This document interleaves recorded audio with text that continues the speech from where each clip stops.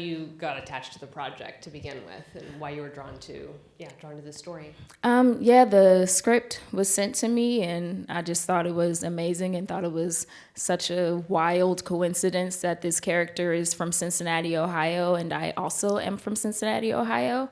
And then just speaking to Nicole and hearing her vision and how she really wanted to make this story a more grounded and realistic version of the artist's journey. You know, a lot of like music films, they start off and they're broke and you don't know if they're gonna make it, and then by the end they're like Lady Gaga superstar and like selling millions of records and like they're the greatest thing ever.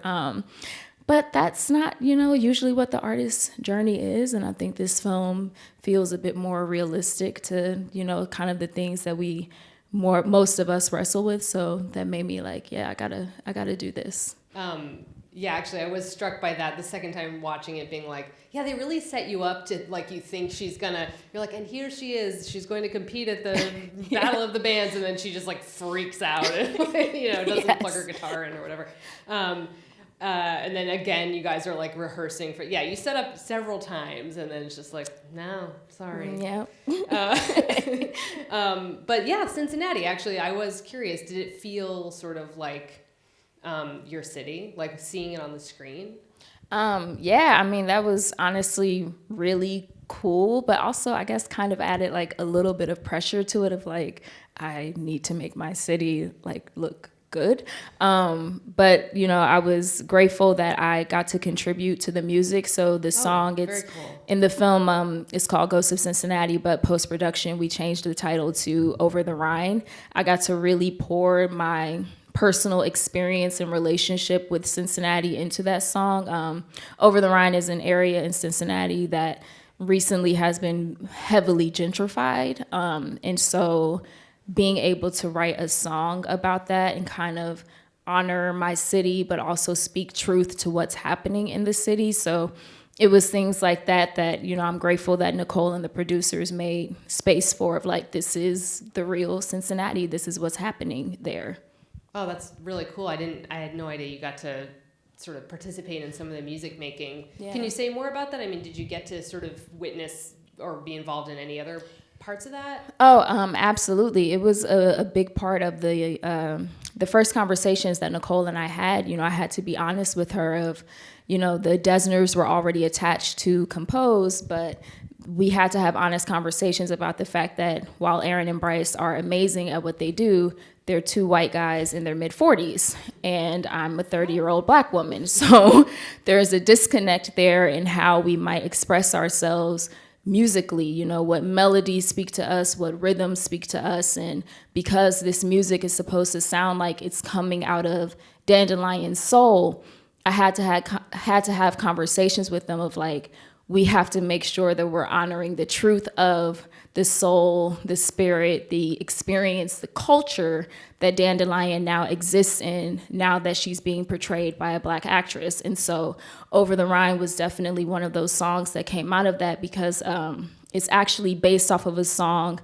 The Desners and Nicole released a song called The Ghosts of Cincinnati, but it's a very different vibe and didn't quite feel like it was something that would come out of this instrument. And so from those conversations, it became what's in the film. And then the same thing happened with the finale song, River. Sounded very different, the demo that the Desners sent. And we just had to do some work to make it feel more authentic to me and more authentic to like this journey that Dandelion had been on, up until that moment. Yeah, I mean, one of my questions actually that I had sort of scribbled down here that I now can't read, but whatever. You prepare and then you ignore everything you wrote. Yeah. Well, one of those questions was, I was curious if you could talk a little bit about how you see race like sort of functioning in this film, where you have this main character who's sort of thrown into these like really fish out of water situations. Like, I mean, a biker... whatever festival? That's not right. What is it called? I mean, it's like a massive biker festival. It's like the biggest I don't know, gathering of motorcycle people. We literally don't know how to talk about it. It's the people on the motorcycle. Maddening.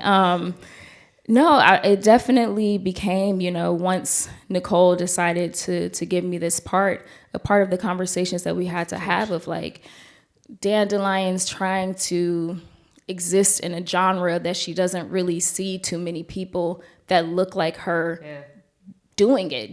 There's certain musical genres that there's like usually if you see a Black artist, it's like, okay, dominating hip hop, dominating R&B, maybe jazz, soul, but like indie folk, if you're asked to like name some of those artists, Black artists probably aren't going to be like the first ones to come to mind. And so we had to be honest about that. But I think it added like a depth to the movie of like, what does it mean trying to be an artist in a space that you don't see too many artists that look like you doing it and succeeding in it, and like that added color, I think it brought so much depth to the film and just speaks to sometimes where we are as artists trying to be in spaces that we don't really see ourselves. And it makes it that much more harder and frustrating when you're like, I have something to give to this area. I have something to give to this genre,